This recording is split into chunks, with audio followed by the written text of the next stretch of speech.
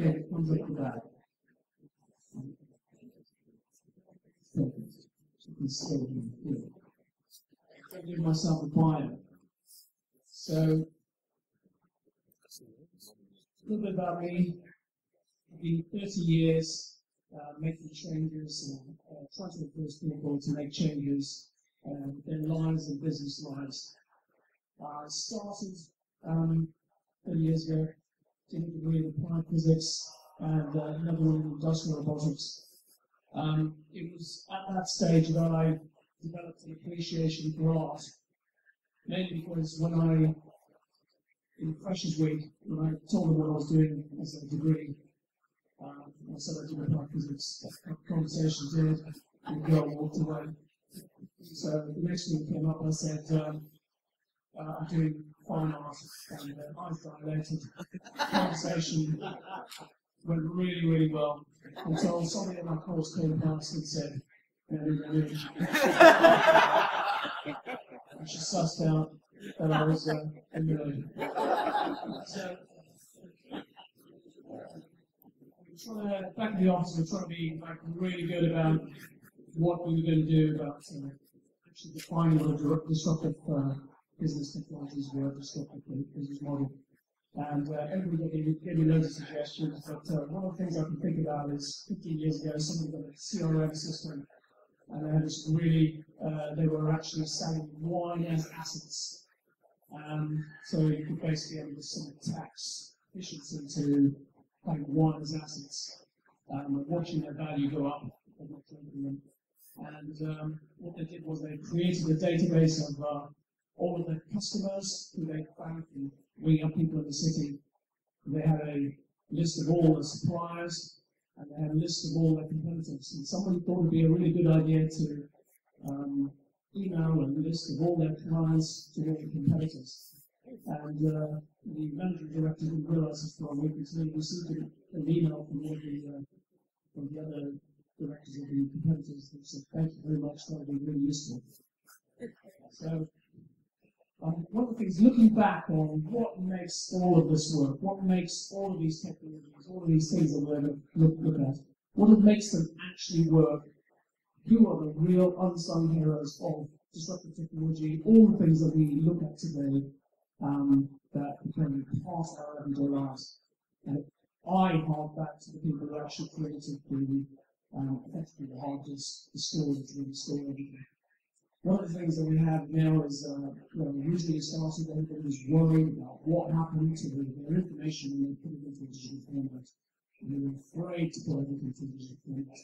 Then suddenly, now you've got the situation where everybody is so comfortable with sticking stuff into a digital format that they will take final pictures of their holiday, their kids, their loved ones, and everything. They'll stick it up into the container. They'll then delete it off the camera, and they'll assume that in 20 years' time they can just hand it and use it and translate it out to their kids. And it's an assumption that everything will work. And nobody's ever come, ever, and said that the internet is getting full. There's no more space. People are filling up too much information. So there are an unsung hero out there, one of the key people who made the internet the way it is today. Obviously, there's the getting the data into the internet and getting it out to accessibility. People mentioned all the other things like tools, etc. But the people who make those little tools are not the people who really give us that capability so that we can do the things that we need to do. It's unsung heroes like the people in the storage, all practices. Now, one of the things that one of the predictions that I'm having is that I think it's going to become about 5 to 10 years' time a very quaint idea that somebody would take 26,000 products, line them up on shelves, so that I can go down through these shelves, look at these items, and pick the ones that I want, put them into my supermarket trolley, and take them home and put them in my fridge.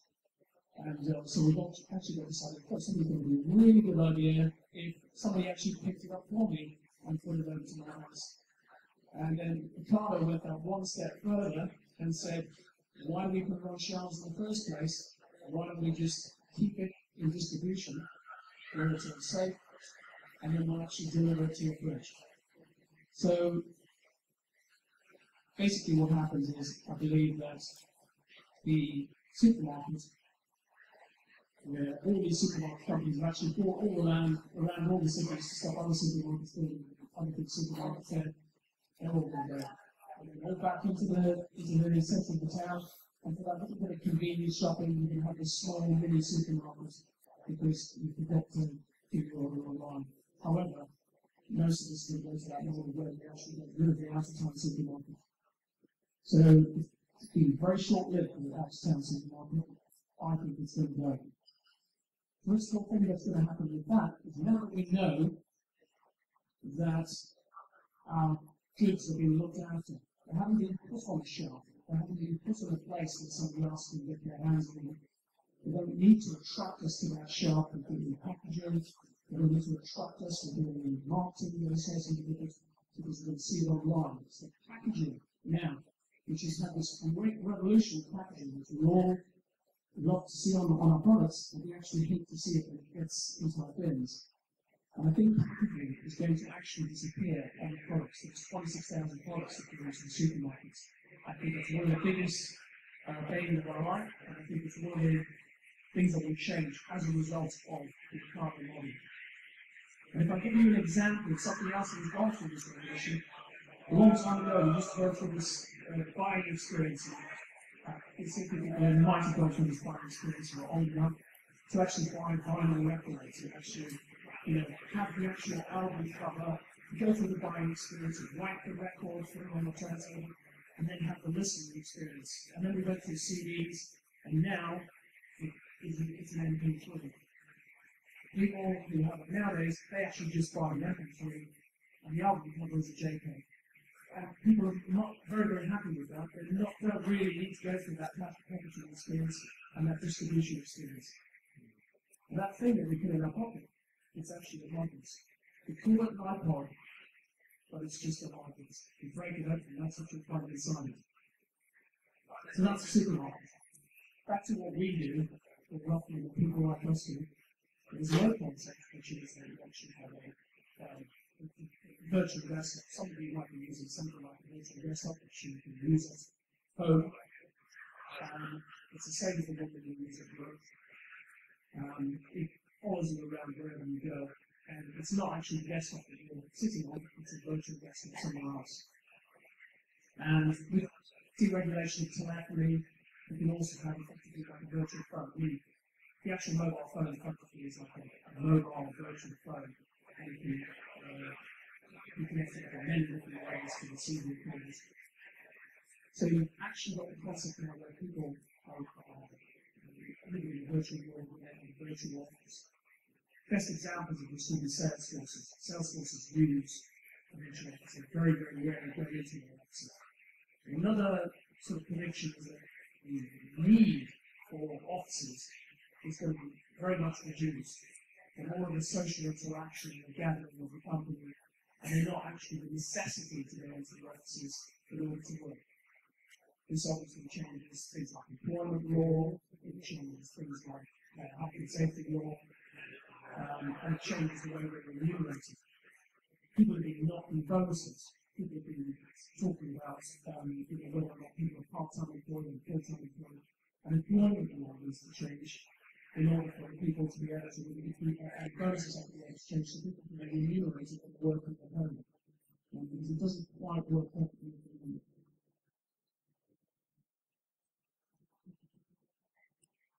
So, one of the things we have as a challenge now is that we were in the disruptive business. So what we've done is we're doing things now which we can do, which don't require us to have geographical presence all around the world.